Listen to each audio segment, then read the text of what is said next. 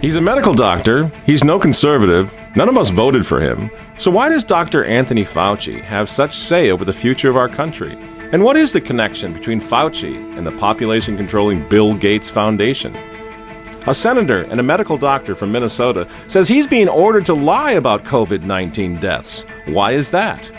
And finally, Pope Francis says the whole pandemic is Mother Nature's revenge for climate change. All that and more tonight from the editor's desk. Hello again, ladies and gentlemen. Michael Matt coming to you once again from the offices of the Remnant newspaper. Okay, so let's just cut to the chase. Let's see if we can have sort of an adult conversation about what's going on here. Because I think we're all pretty much coming to the conclusion that something is amiss in this country and that it's a lot more serious than a very serious virus. So I'm not here to try to minimize the virus, and I'd like to try to just get past that, because as soon as anyone starts speaking about this, you have the whole narrative. I have a brother whose uncle's sister's mother-in-law is, dying or is working on the front lines, and therefore the remnant is asking questions, and this is not right. We don't understand the gravitas or the seriousness of this pandemic, but that's not true. We do. I've got a good friend who was just diagnosed this week with COVID-19, and he's recovering, and we're hoping and praying that he continues to do so. But it makes it very real when you have a good friend, or a family member who's suffering from this. And I know many of you out there are, especially those of you in New Jersey, New York. One of the young ladies who helps us out with research, her mother and father are in Manhattan right now in lockdown. Believe me, they understand. We understand. We're trying to get a larger picture in any case of what's happening here. I'm not an expert. I used to be an EMT, so I remember what an emergency room was like on a Friday night. It was pretty incredible, even here in Minneapolis, to see lots of people getting sick or dying even, and just on a regular weekend. But in the middle of a pandemic, yeah, it's something very different. But that's why those of us who are not at the front lines or in the heart of this or in the epicenter of this thing maybe have an obligation to look into the larger picture and to say, okay, we see that it's a problem, but what's going on? Why are the media right now attempting to sustain panic? Why are the politicians threatening to make this go on much longer than it obviously has to, well into the next year, beyond the next election, presidential election? Is there a connection to that? Why is the economy being tanked? There are difficult questions that need to be asked despite the suffering of many good people during this awful pandemic. They're even now, we're finding out even here in Minnesota, they're inflating the number of COVID-19 deaths. Why are they doing this? Well, last Friday, I received a 7-page document that sort of told me that if I had an 86-year-old patient that had pneumonia but was never tested for COVID-19, but sometime after she came down with pneumonia, we learned that she had been exposed to her son who had no symptoms, but later on was identified with COVID-19, that it would be appropriate to diagnose on the death certificate COVID-19. Now, we've not done that. If someone has the pneumonia and it's in the middle of a flu epidemic, and I don't have a test on influenza, I don't diagnose influenza on the death certificate. I will say this elderly patient died of pneumonia. Why would they want to skew the number of deaths due to COVID-19? Well, fear is a great way to control people. Now, this is not some bomb-throwing conspiracy theorist, right? This is a senator. This is a doctor asking some very probing questions. He knows something's going on here that's not right. We have an obligation to pursue this if we cherish our life and our country and the future for our children and all of that. Because in Minnesota, for example, it's gotten ridiculous. Minnesota so far has less than 50 deaths from this thing, thanks be to God. But our governor just came out yesterday and informed the state that we're going to continue on lockdown through May, that we are not going to peak until the middle of July, and that Minnesota could have as many as 38,000 deaths from this thing by mid-July. 38,000. That is half of the projected national death toll that we're getting from the experts in Washington, D.C. You see, why are they doing this? I don't know the answer, but I know that they're doing it. Did you know, if you contract this thing, if you get this disease, did you know that your chances of recovery are 98%?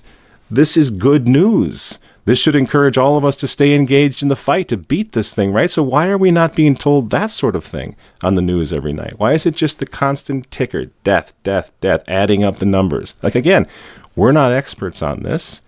We've never gone through this before. Those numbers look terrible until you compare them to other things that have happened, other epidemics, other pandemics, and you realize it's not that out of the range of what's normal during a terrible, a season, a flu season like this. So why aren't they telling us these things? 98% chance of recovery. I mean, that's pretty amazing. I think that even a Thomistic approach to this would be that as a Catholic, as a responsible person, we would have the right to take our chances. Now, I'm going to go to work. I'm 30 years old. I think I'm going to be okay. I got a 98% chance of recovery, even if I do get this. And I have an obligation to feed my children to continue to work. This is not a reckless or irresponsible attitude. And yet, we're not even allowed to talk about that. Why is that? What is with the 24/7 fear-mongering that's going on? We're killing our economy. We're driving millions of Americans towards financial ruin, towards suicide. All the experts are talking about this. Suicide rates are going up, drug abuse, alcoholism, domestic abuse, domestic violence, right? Because a lot of blue-collar people are being affected. They feel like they're going to lose their homes. They don't have millions of dollars. They don't have a war chest that they can just rely on for months and months and months to get them through. They're looking at their little children. Am I going to be able to even feed them a couple of months from now? You see, these are the questions. We got to ask, why is this happening? 2 years ago, 80,000 Americans died of the influenza. 80,000. If you were in a hospital, you would have seen some overcrowding. You would have seen some exhausted doctors and nurses, right? But no one was talking about that then. They weren't shutting the country down then. They weren't shutting the economy down at that point for that one. Why not? Why did the victims of that particular influenza not deserve to have the same level of concern that we're showing 24/7 now over this particular one? It's almost like it's a celebrity virus or something. This is the important one, and nothing else matters. And now you have these insufferable globalist elitists like Bill Gates. He didn't even finish college. He tells us we need a nationwide shutdown for months, and then he says we may never go back to normal again. What does opening up look like? Which activities like schools, have such benefit and can be done in a way that the risk of transmission is very low? Yeah. And which activities, like mass gatherings, may be, in a certain sense, more optional. And so until you're widely vaccinated, those may not come back at all. Joe Biden's advisor comes out on national TV. He calls for 18 months of shutdown. COVID-19 will be here for the next 18 months or more. We will not be able to return to normalcy until we find a vaccine or effective medications. Conferences, concerts, sporting events, religious services, dinner in a restaurant, none of that will resume until we find a vaccine. Now, this is just sheer insanity. Reckless, irresponsible insanity. But he's not alone. Every day, Bill Gates' friend, the expert, Dr. Anthony Fauci, he finds a way to passive-aggressively tell us all that we're never going to get back out of this. The normal is never going to come again unless he finds a vaccine that will save us. And that's going to take a while. Because remember, this is the same guy that never did find the vaccine for AIDS that he promised he would. You see, and now we're going to wait until he finds a vaccine for this novel coronavirus. It's not going to happen. So you're just left thinking, well, I guess this is it. Life's over. Never going to be the same again. The good guys are just trying to save our lives. But is that something you believe? You're ready to accept that Cuomo is just devastated by the thought of New Yorkers dying, that he has such a keen conscience for preserving life that he just has to shut everything down and tell off the president and worry about the ventilators this, not enough ventilators, nobody's doing enough, and this nasty fighting that's going on right now? Andrew Cuomo did not seem too worried about that when the dead New Yorkers were millions of preborn babies, remember? New at 11, Governor Cuomo signing into law one of the nation's strongest protections for abortion rights. Just after the Democratic-held Senate and Assembly passed the bill on the 46th anniversary of Roe versus Wade. The governor holding a signing ceremony earlier tonight in Albany. No governor, no legislator, no political swing can ever jeopardize a woman's right to control her own body.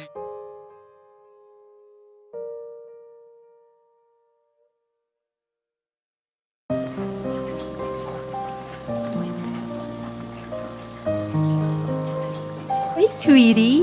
It's your birthday today. You're 3 months old. Are you such a big girl? Are you having a good birthday? Yeah. Okay, come here. And that's one of the things that's come out of this whole situation. Exactly how pro-life are we, you know? Oh, abortion, yeah, it's terrible. You know what abortion is? Abortion's a real shame. But then when a bad flu comes along that might actually impact us, that might take some of our family members out, that might even threaten our lives, well, now we're all in with Andrew Cuomo. And there's no way that this guy, this good Catholic guy from New York, could possibly be conspiring to use this national emergency to take out the most pro-life president in the history of this country, Donald Trump. There's no way. We can't even talk about that. There could be no greater contrast to the beautiful image of a mother holding her infant child than the chilling displays our nation saw in recent days. Lawmakers in New York cheered with delight upon the passage of legislation that would allow a baby to be ripped from the mother's womb moments from birth. And the same can be said, you know, of the governor of Virginia, who cares so much about life, by the way, that he won't even let the Virginians go to church anymore, you know, for fear that they might catch the virus. But what about the million dead Virginians that were lost to abortion, including the ones that he said not very long ago could be born alive, and then mother and father and a nurse or a doctor could decide whether or not to kill a born alive child? Remember this? There are, you know, when we talk about third trimester abortions, these are done with the consent of obviously the mother, with the consent of the physicians, more than one physician, by the way. And it's done in cases where there may be severe deformities, there may be a fetus that's non-viable. So in this particular example, if a mother is in labor, I can tell you exactly what would happen. The infant would be delivered. The infant would be kept comfortable. The infant would be resuscitated if that's what the mother and the family desired. And then a discussion would ensue between the physicians and the mother.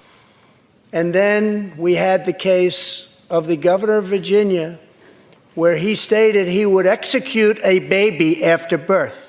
Which brings us back to Dr. Fauci.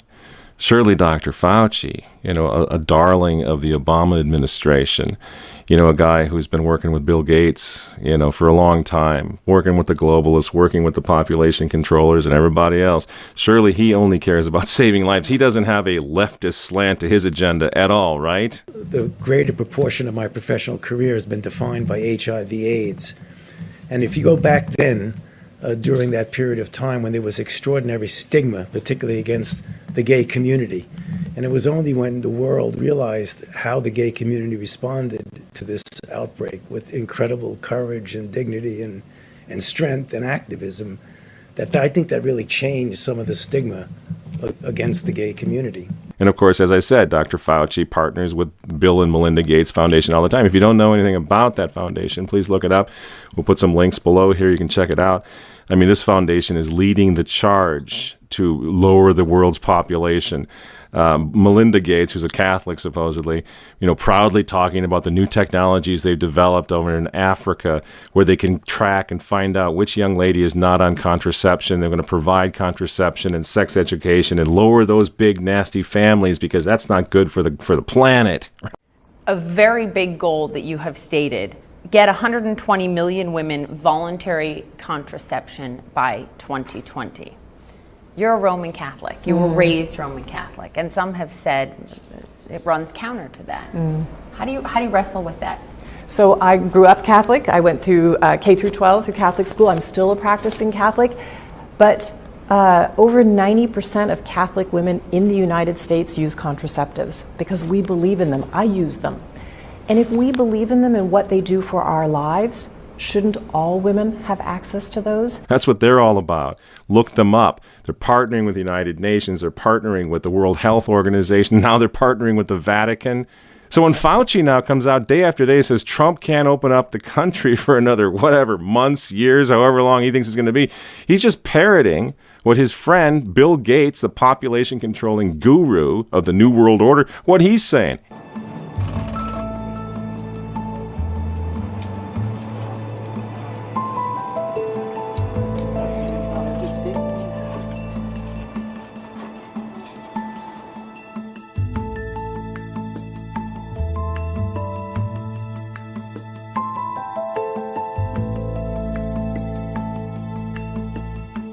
The World Health Organization. What a joke this organization is.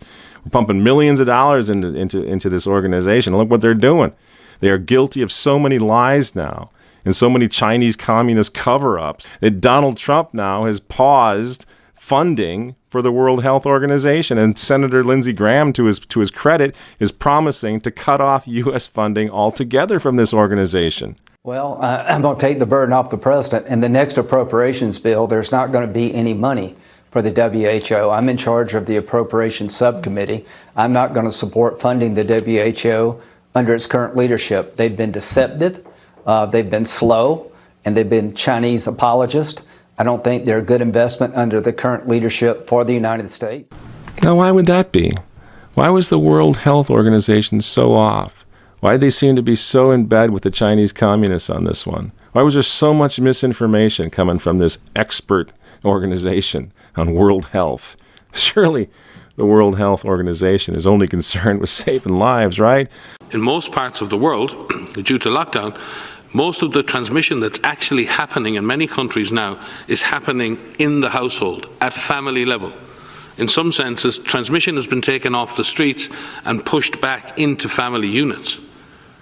Now we need to go and look in families to find those people who may be sick and remove them and isolate them. This is like something right out of some futuristic movie, some kind of weird James Bond villain stuff going on here. They're going to come in our house and take members of our family out, and we're not supposed to question the narrative here? We're just supposed to put the coffee filter on our face and get the purple gloves on, lock ourselves in the basement indefinitely without asking any questions because the virus might get us?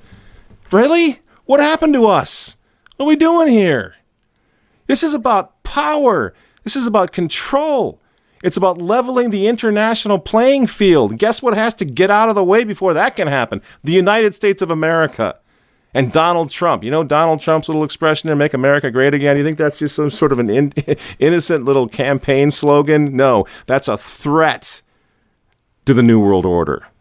Because that means we're going to have borders. That means we're going to have a strong economy, strong currency on our own. We're not going to have total dependence on China and the rest of the international community. That's the problem. That's why they hate this guy. You cannot consider what's happening right now without the context of Russiagate and the whole effort to impeach this guy. They see him as a threat on many levels, not the least of which, by the way, is his willingness to stand with pro-life, pro-family, pro-God Americans. It is my profound honor to be the first president in history to attend the March for Life. You see? That's why he's a threat. So it's absolutely within the realm of possibility that people are using this very serious pandemic, this virus that comes out of Chinese, communist China, they're using it to take this guy out because the United States does present a threat to the New World Order. So what do we see now? We see President Trump, he moves hospital ships, the USS Comfort or whatever. I mean, that was fun to watch. He goes down to Virginia, and it's very Churchillian. He sends it up the coast, to New York, sails it into the harbor, where they're going to provide 1,000 beds now and medical personnel, medical staff. Beautiful gesture, right? People aren't going to forget that soon. So what does the New York Times do? They lampoon him for that. They mock him for that ship that went to New York. Why would you do that? He just provided 1,000 beds. He's going to beat the virus. Well, you see, they don't want to beat the virus. That's the point. They're using this thing, and they're using people who are suffering from this thing, and using people who are dying from this thing to push their agenda.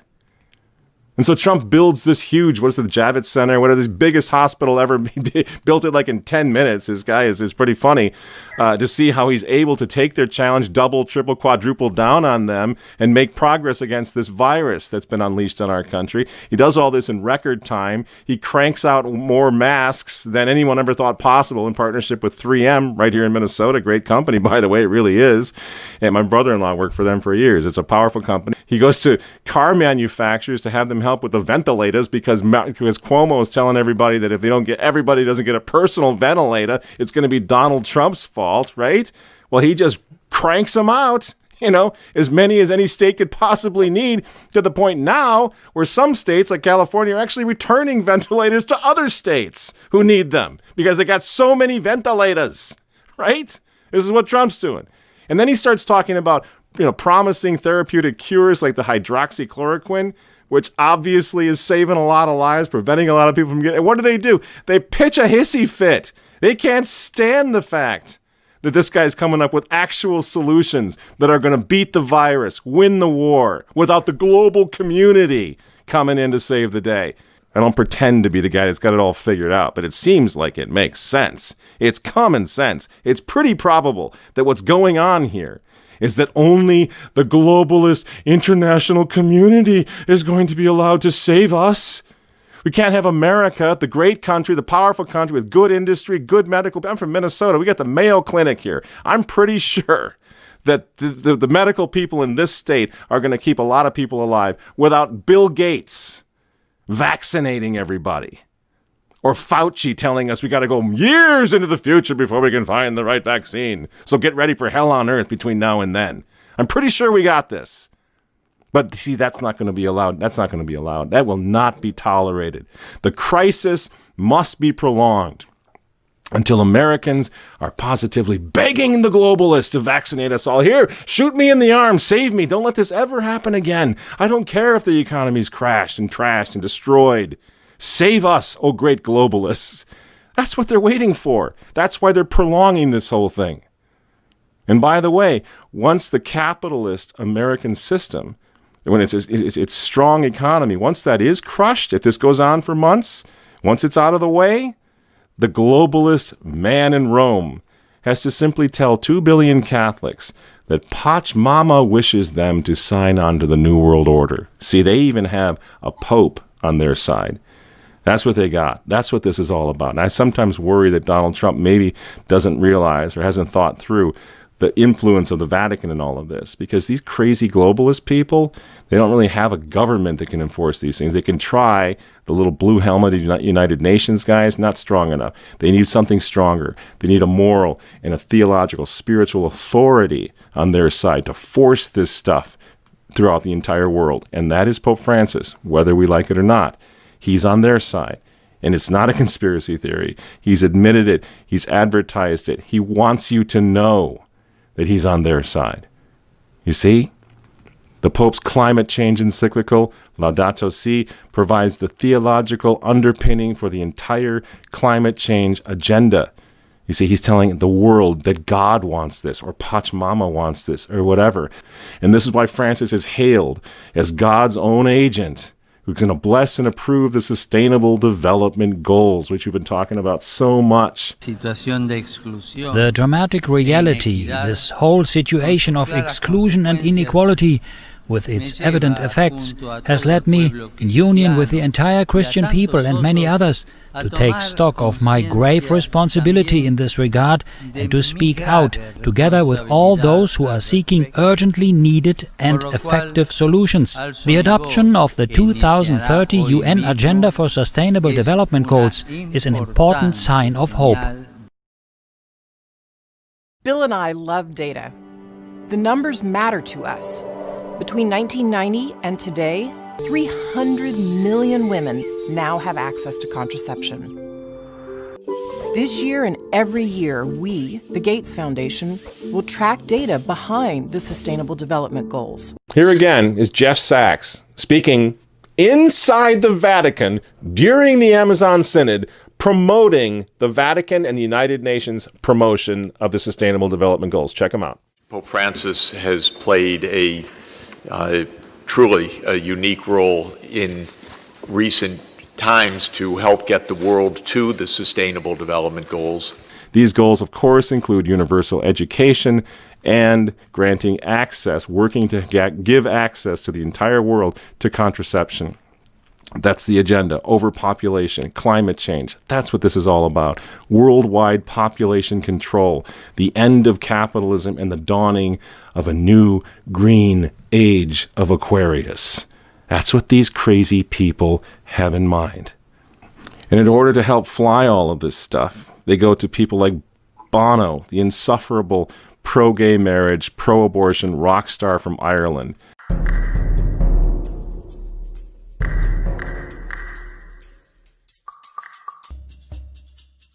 This year, Pope Francis called on humanity to change our own fate. Laudato Si was his rallying cry. And again, friends, this is not conspiracy theorizing. Francis has called for a revolution. Francis has called, you'll remember, for a new humanism. And Francis's guy, Jeffrey Sachs, the head of the Earth Institute, advisor to Bernie Sanders, remember this guy? He went to the Vatican this year, just a few months ago, and told the world to stand against the United States of America, to stand against President Donald Trump, who he says is a threat to the entire world. The U.S. is a problem. It became a far more significant problem with Donald Trump.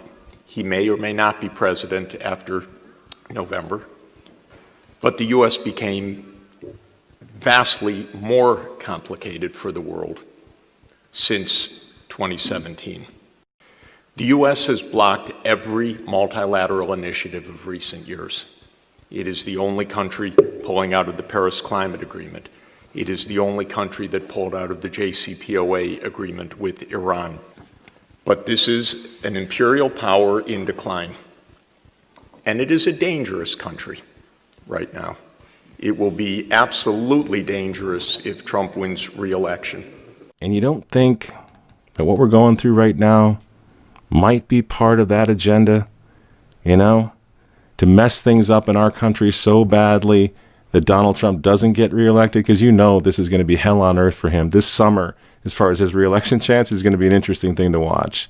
Every person that dies from this thing, they're going to blame him for not acting soon enough. You know that's coming. Donald Trump, the murderer. And if he does beat the thing, then they're going to say Donald Trump, the overreactor, who gave us a stimulus package that was way too expensive, too much money. He overreacted. He's not the guy that can lead our country. They will throw everything at this guy over what's happening right now in our country. That's why he can't just end it right now and say, well, okay, we're done. We beat it. He has to make sure he actually beats it so that they can't use it against him. That, too, is clearly what we're seeing. You know, it's okay, though, because if it does destroy our entire economic system, very strong economy, if it does destroy that, Pope Francis is waiting in the wings. Pope Francis has announced now a new globalist economy plan that he's going to be rolling out here really quick with the help of, you guessed it, Jeffrey Sachs and the United Nations. Next year will be an amazing, amazing event to create a new world economy that is fair, prosperous, and environmentally sustainable. And the work that will be underway in Assisi will be world-changing and will be so exciting for all of the world and so productive for the coming generations. I will come for the economy of Francesco because we need a new economy, a new vision, and the teachings of Pope Francis in Laudato Si and in other teachings help to give us the pathway to a better world and a happier world and a sustainable world and an ethical world. So it's a thrill to be part of the change underway that is going to produce happiness throughout the world. The Francis economy? This guy thinks he's capable of doing that? His churches are empty. The church is going broke. The scandals just keep coming. And now he's going to partner with the insufferable Jeff Sachs and the United Nations and give the world a new economy? And you think there's no conspiracy going on? Remember, this is the guy that the Pope, who went after Trump, said he's not Christian, went after him for building walls instead of bridges. Remember all this? He's been attacking America, attacking Trump for years. And he said there's no conspiracy, there's no connection to what's happening right now as our economy, every day that we continue with this shutdown, comes closer to the brink of no recovery. I'm sorry, friends. I can't go along with this idea that there's actually no attempt going on at the moment to destroy the U.S. economy. What else is this? To destroy the U.S. economy and to set up a global economy, and dare I say, if they get their way, to set up an entire new world order. That's what they want. A borderless world, a world where all religions are equal.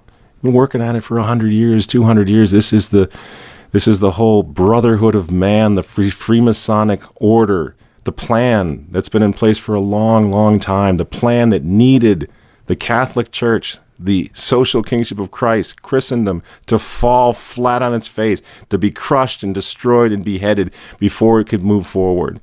Permette che ci siano tante religioni, ma Dio ha voluto permettere questo. Ha voluto permettere questa realtà. Ci sono tante religioni che alcuni nascono dalla cultura, ma sempre guardano il cielo, guardano Dio. Ma quello che Dio vuole è la fratellanza fra noi.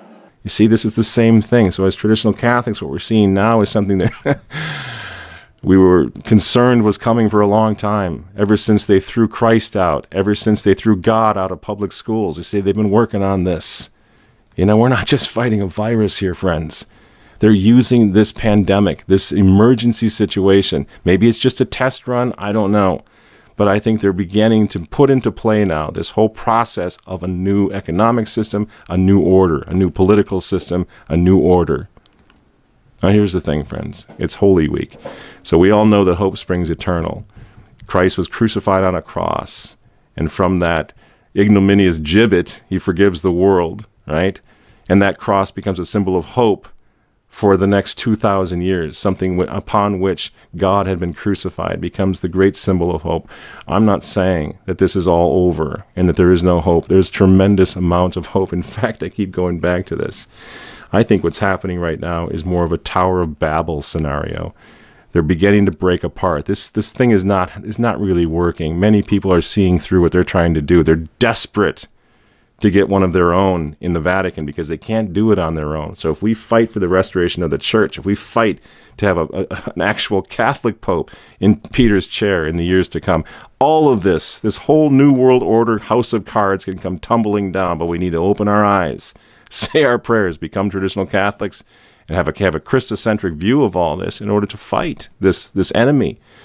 Because these guys, here's the other good news, these guys, as far as I'm concerned, are consummate nerds. These globalists, they're nerds, they're dorks, they're pocket protecting dorks. They have little pocket protectors with their pens in there, these types, would have been kind of beat up a little bit in high school. That's what they are. And it's the revenge of the nerds, in fact. And I think they've jumped the shark right now. That doesn't mean they're not coming back, because they are. And they got more money than the Lord, if you know what I mean. So I'm not saying it's over, but I'm saying they're vulnerable. America's waking up. I think Trump is onto them. So when he promises to defund the World Health Organization, that is the United Nations. When he pulls out of the Paris climate treaty, that's an affront to the globalists and to the New World Order. So for whatever reason, maybe because we're all saying our prayers and because he stood with the pro-life, pro-family folks in America, he seems to be getting insight to go after these demons and to not go along with them. I don't know why. And I'm not saying he's all the way there, but thank God for this man. Thank God Trump is in charge right now and not Biden or Obama or God help us, Hillary Clinton. You see, that's a nightmare scenario right there. And our globalist Pope, that's the other thing. I'll close on this. He's vulnerable, friends. He's not pulling this off. People are really, really seeing through him. We all rolled our eyes this Holy Week when Francis comes out and tells us that the COVID pandemic is one of nature's responses to climate change. God, help us. What is this man's problem?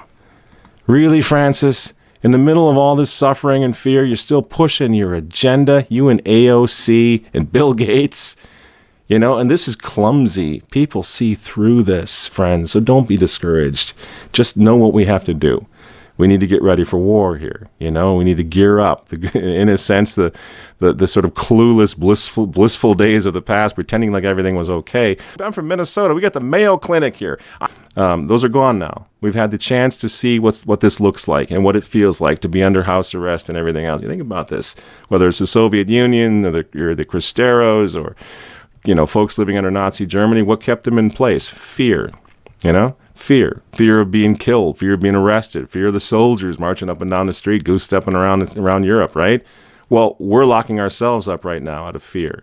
They gave us something to be very afraid of, and we agree to lock ourselves up, which means that if we get over the fear and we get over the panic and we say our prayers and we start asking questions, we can do damage to these people, to what they're trying to do, to their agenda, okay? We have 20 days now. Let's call it 20 days to slow the spread of the globalist police state in America, because I think we're all done with this now, right? We're going to practice the social distancing and do whatever we can to keep people safe and all of that, but this is ridiculous. This is the year 2020, you know? And we're using methods to control a virus. You can't control a virus. You can't contain a virus. We're using this positively medieval, and none of it's even real. Oh, you can't leave your house, but you can go to the grocery store, the liquor store, the pet store. You could run around to McDonald's and have yourself a burger, whatever, and then go right straight home again and pretend like you're in quarantine. You're not. It's like a psychological game. It's a psyops, right? Stay in your house and you can live a little longer. So I think we should get busy. I think we need to call our governors, first of all, especially if you live in a Democrat state, got a Democrat governor. Get going now. Get the chain going. Start emailing people. Get on Facebook. Tell the governor, tell his office what you expect. That's the state is going to be opened up again on April 30th or shortly thereafter, because we're not going to put up with this much longer. We need to let him know. When Trump says we're going to start opening the country, we need to make sure that our states open up and let us go back to life, okay? Because what they want to do is prolong this thing, prolong this crisis, and this is pretty obvious, friends. All the numbers, thanks be to God, vis-a-vis the coronavirus, are going down. All the models were wrong, you know? The death rate is at 1% still, or below that, you know? This isn't going to be the Black Plague, and we know it, and they know it. And yet they're still trying to prolong this thing closer to the fall elections, perhaps, right? And then if the U.S. economy can be destroyed, and then America will be beat into submission and compliance with the New World Order, that's the thing. We got to make sure that we send a message loud and clear that we're on to them, and that we are not going to put up with this much longer. On the ecclesial front, the church front, write to your bishops tomorrow during Holy Week, because you don't got anything to do. You're not going to church, right? You can't go to Mass for the first time in 2,000 years. You know, we're not allowed to go to Mass to celebrate the great feast of Easter, the resurrection of Christ, because of this thing. Well, we cannot put up with that. So we need to write to our bishops and demand that they open the churches not on the 30th of May, but today. Demand it.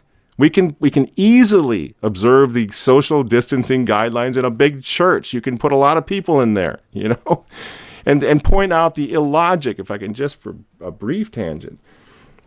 We're not allowed to go. Let's use communion in the hand. Of course, we don't agree. We don't go along with communion in the hand for obvious reasons. But let's just use it for a second to show our open-mindedness.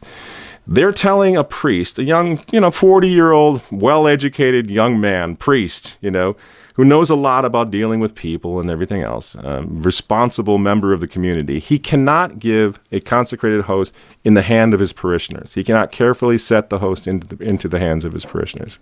The question is, why not? Now, that's illegal. That's part of the shutdown, the lockdown. Can't do that. Lock the churches to prevent that. But I can go to McDonald's. I can go to the McDonald's drive-up window, and I can order a bag of burgers. You see how ridiculous this is? None of this makes any sense. But we can do that. We can go get that burger from McDonald's, but we can't go to communion. We can't go to church.